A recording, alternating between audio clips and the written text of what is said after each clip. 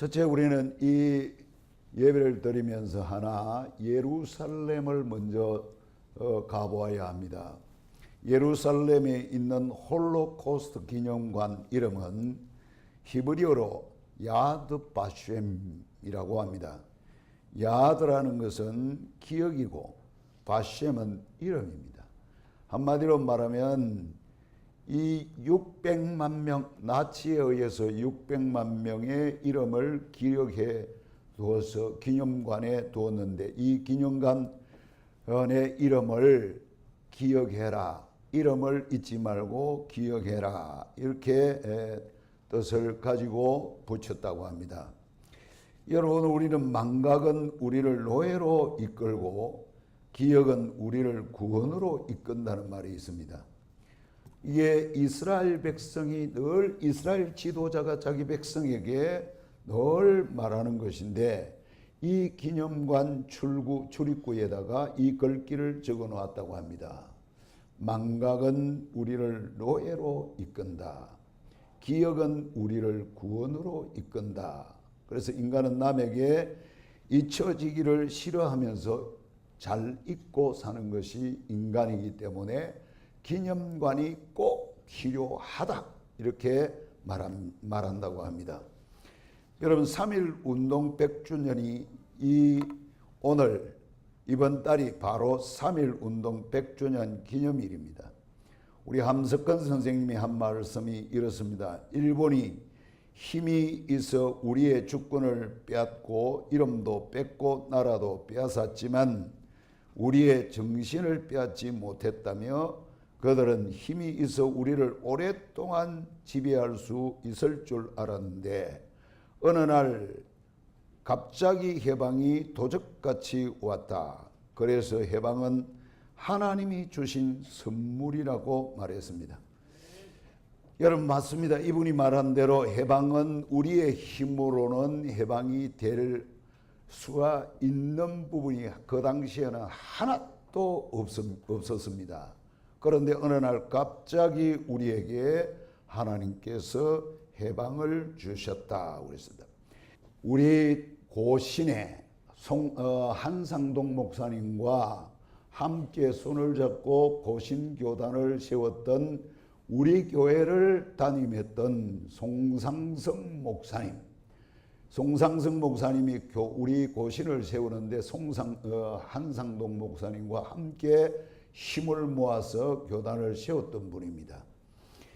이분의 사모님이 누구냐 하면 여기 11분 중에 한 분인 김난출 학생이 나중에 송상성 목사님의 사모님이 되십니다. 그 뒤에 몇 년 전에 우리가 잘 꾸며놨습니다만은 아마 걸쭉한 학생들이 독립운동에 참여했던 큰 인물들이다. 부산에서는 대표적인 우리 교회와 관련된 분은 서울에는 함태영 조사님, 뒤에 목사님이 되었습니다. 부산에서는 대표적인 인물이 김난출 학생, 송상성 목사님이 사모님이 되셨습니다. 이제 우리 마산으로 와서 3.1 운동과 관계된 것을 한번 살펴보겠습니다. 창원의 최초의 기독교회 마산포교회, 현 제일문창교회를 처음 마산포교회라고 표현했습니다. 이 본당 자리, 처음 세워진 자리가 본당 자리입니다. 현재 본당 자리가 상남동 87-1번지입니다. 이 자리에 세워진 교회가 마산포교회입니다. 그 당시에 그 목사님이 어떤 목사님이냐, 한석진 목사님이 담임을 하고 있었는데, 이 한 목사님은 민족의 애국자 중에 한 분이었습니다. 그래서 민족의 자주심, 독립심, 주체성, 용기, 특별히 실천신을 강조했던 애국정신과 민족 해방과 그리고 자주 독립의 정신을 일깨웠던 분입니다. 여기에 계셨던 분이 누구냐 하면 이성규 장로님, 이상소 장로님, 손두구 장로님을 비롯해서 항일 주도 세력이었으며 창신학교와 의신학교 교사 등이 많은 청년 지식인들이 교인으로 출석하고 있었을 때라고 합니다. 그래서 서울에서 이갑성 집사님이 세브란스 의대생인 이상용에게 독립선언서 600매를 대구 마산 등지에 이 동지들에게 전달하게 되는데, 대구를 거쳐서 마산에 온 이용상은 이상소 장로와 이랬습니다. 임학찬에게 전달했고, 이상소 장로와 임학천 장로님은 김용환에게 건네주었고, 김용환은 3월 3일 오전 11시 두척산, 지금 무척산을 옛날에는 두척산이라고 했다고 합니다. 두척산에 있었던 고종황제 국장 망곡제의 운집안 시민들에게 조선 독립의 당위성과 항일 권기를 고취하는 일장연설과 함께 독립선언서를 살포했고, 이날 거사에는 당시 의신학교 교사인 박순천이 앞장섰고, 창신학교 의신학교 교사 학생 다수가 성도들이 이때 가담을 했다고 합니다. 다행히 구금에 풀려나온 최용규, 이점찬, 최동락, 신학식 등의 동지와 협의하는 한편 의신학교 교사인 이필의, 박순천 등은 성호동 최용규의 집에서 3일 독립선언서와 경문을 준비하고 1919년 3월 22일 12시 정각 열차의 기족소리를 신호로 태극기를 높이 들고 경문을 뿌리면서 대한독립 만세를 높이 외쳤다고 합니다. 여러분, 마산의 3.1운동은, 마산에서 일어났던 3.1운동은 주도적인 역할을 그 당시에 제1문창교회 성도들이 앞장서서 3.1 독립운동을 마산에서 했다, 그 말입니다. 죄가 왜 이 역사를 읊었느냐 하면, 오늘 우리는 그분의 후배요, 우리들의 선조인 그분들이 나라를 얼마나 사랑했는가를 우리는 역사 속에 이 교회 후배인 우리는 몸에 담아야 되고 마음에 새겨야 되고 기억을 여러분 해내서 알아서, 이 나라가 민족의 독립을 위해서 부르짖던 이 교회였구나. 이 교회가 정말 나라가 어려울 때에 목숨을 걸었던 그런 교회였구나. 정말 나라를 사랑했던 그런 교회였구나. 오늘 우리 후대가 이것은 역사 속에 잊지 말고 기억을 하고 있어야 된다, 그 말입니다.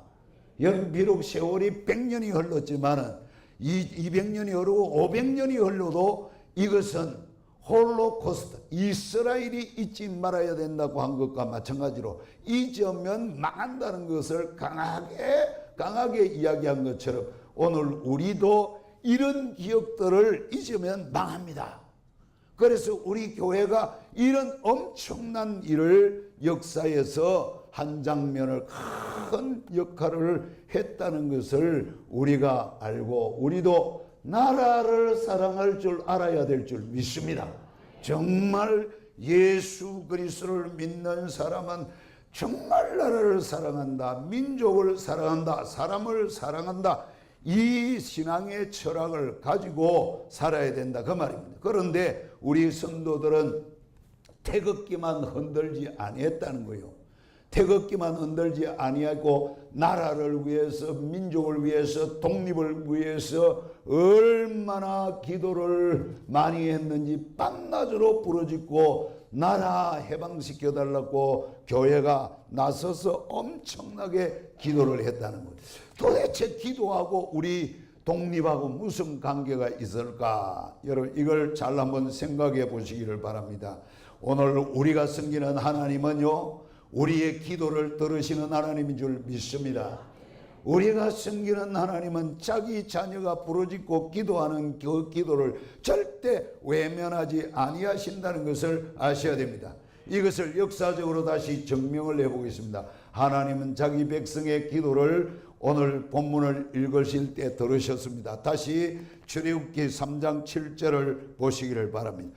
여호와께서 이르시되 내가 애굽에 있는 내 백성의 고통을 분명히 보고 그들이 그들의 감독자로 말미암아 부르짖음을 듣고 그 근심을 알고 내가 내려가서 그들을 애굽인의 손에서 건져내고 그들을 그 땅에서 인도하여 아름답고 광대한 땅, 젖과 꿀이 흐르는 땅, 곧 가나안 땅 지방에 데려가려 하노라. 자, 하나님은 내가 지금 노예가 되어서 고난당하고 있는 이 사람들이 내게 부르짖고 기도하는 것을 내가 들었다. 이제 내가 내려가서 이들을 데리고 저 가나안 땅 내가 선조들과 약속한 그 땅으로 내가 데려가려고 한다. 모세야, 네가 앞장서라, 그 말입니다. 자, 그래서 1차 이스라엘 백성은 여기에서 애굽에서 노예되었을 때 하나님 앞에 기도했더니 하나님께서 그 기도를 들어서 해방시켜 주셨습니다. 2차에 또 이스라엘 백성이 또 큰 고통을 당합니다. 아수르에 의해서 북쪽이 망하고 남쪽은 바벨론에 의해서 나라가 완전히 박살이 나버립니다. 그야말로 비참하게 되었는데 이제 방송실에 좀 준비하시고 띄워주시길 바랍니다. 예레미야 29장 10절입니다. 예레미야 29장 10절 말씀을 보십시오. 여호와께서 이같이 말씀하시니라. 바벨론에서 70년이 차면 내가 너희를 돌보고 나의 선한 말을 너희에게 성취하여 너희를 이곳으로 돌아오게 하리라. 여호와의 말씀이니라. 너희를 향한 나의 생각을 내가 아나니 평안이요 재앙이 아니니라. 너희에게 미래와 희망을 주는 것이니라. 너희가 내게 부르짖으며 내게 와서 기도하면 내가 너희들의 기도를 들을 것이요 너희가 온 마음으로 나를 구하면 나를 찾을 것이요 나를 만나리라. 이것은 여호와의 말씀이니라. 나는 너희들을 만날 것이며 너희들을 포로된 중에서 다시 돌아오게 하되 내가 쫓아보내었던 나라들과 모든 곳에서 모아 사로잡혀 떠났던 그 곳으로 돌아오게 하리라. 이것은 여호와의 말씀이니라. 핵심은 뭡니까? 기도하면 그랬습니다. 너희들이 거기에서 고난을 당하고 고난을 당할 때 기도하면 내가 다시 돌아오게 할 것이다. 이것을 누가 읽었는가 하니 다니엘서 9장 1절을 한번 보겠습니다. 메대 족속 아하수에로의 아들 다리오가 갈대아 나라 왕으로 시험을 받던 첫 해에 그 통치 원년에 나 다니엘이 책을 통하여 여호와께서 말씀으로 선지자 에레미야에게 알려주신 그 연수를 깨달은 나니 곧 예루살렘의 황폐함이 70년 만에 그치리라 하신 것이니라. 내가 금식하며 베옷을 입고 죄를 덮어 쓰고 주 하나님께 기도하며 간구하기를 결심하고 내 하나님 여호와께 기도하며 자복하여 이르기를 크시고 두려워할 주 하나님, 주를 사랑하고 주의 계명을 지키는 자를 위하여 언약을 지키시고 그에게 인자를 베푸시는 이시여 하고 기도를 시작했습니다. 다니엘이 70년이 지나면 자동으로 내가 해방시켜 주겠다 이래놓지 않았습니다. 70년이 지날 때쯤 됐을 때 너희들이 뭐하면 기도하면 이랬기 때문에 이것을 믿음이 있는 다니엘이 읽고는 그때부터 금식하면서 나라의 해방을 위해서 기도했다, 그 말입니다. 자, 그 기도의 결과 어떤 일이 일어나는 거 에스라서 1장을 보십시오. 하나님 보십시오. 기도를 듣고 어떻게 하시는 에스라서 1장 아브라함과 다윗의 자손 예수 그리스도. 에스라서 구약성경, 구약성경 에스라서입니다.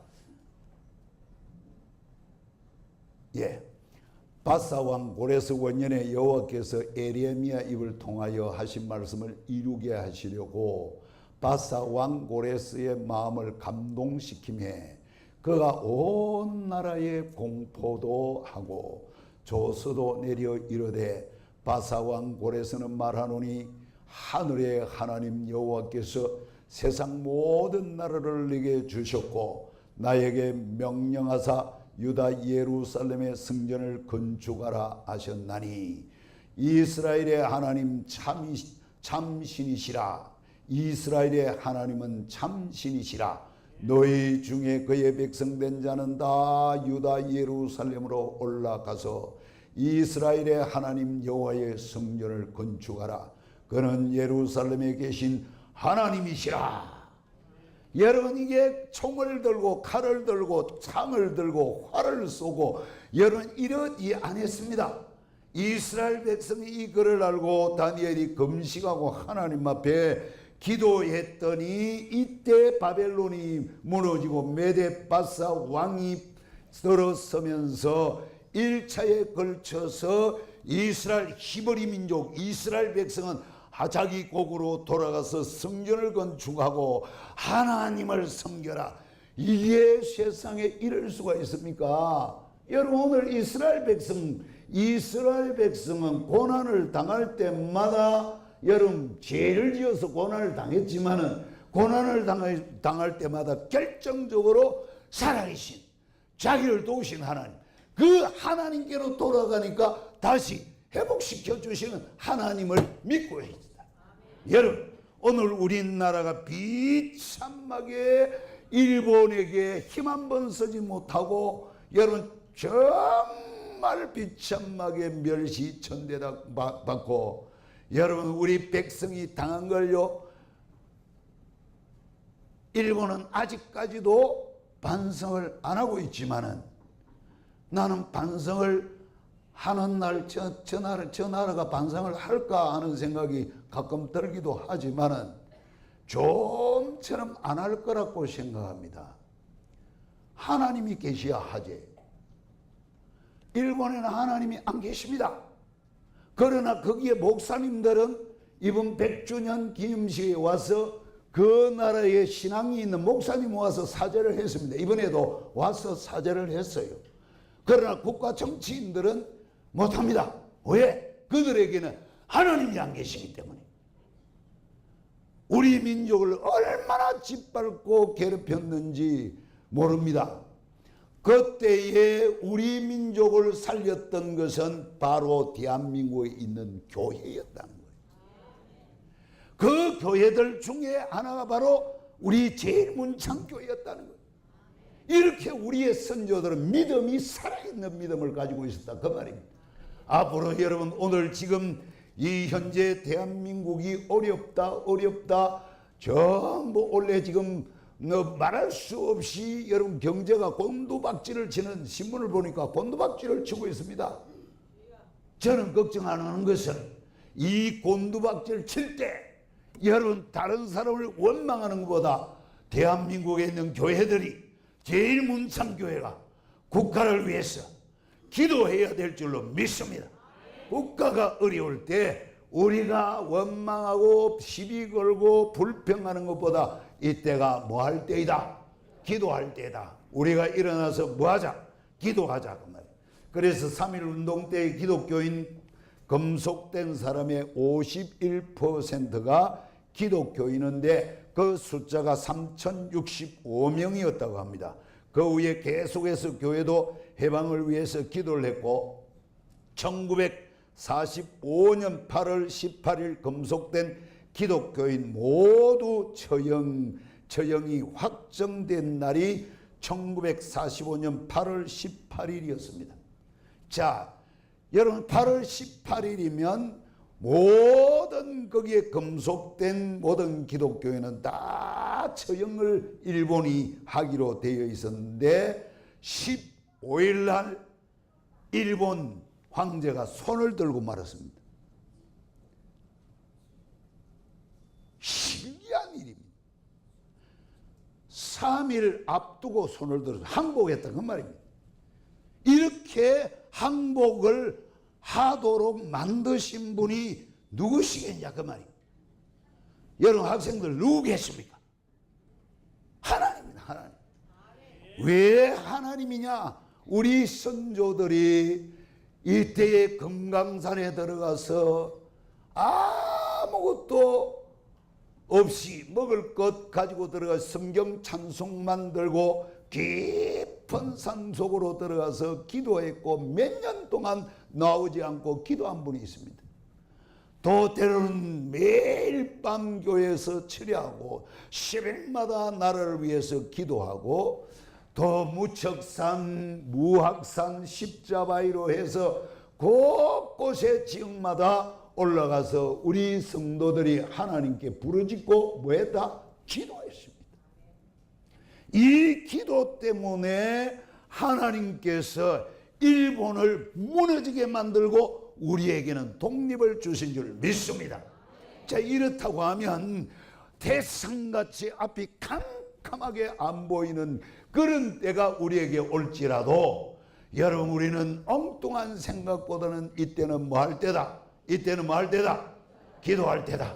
그래서 우리의 선조가 그래 했던 것처럼 우리도 나라를 위해서 기도하고 가정을 위해서 기도하고 우리의 자녀들을 위해서 기도하는 신앙을 가져야 될 줄 믿습니다.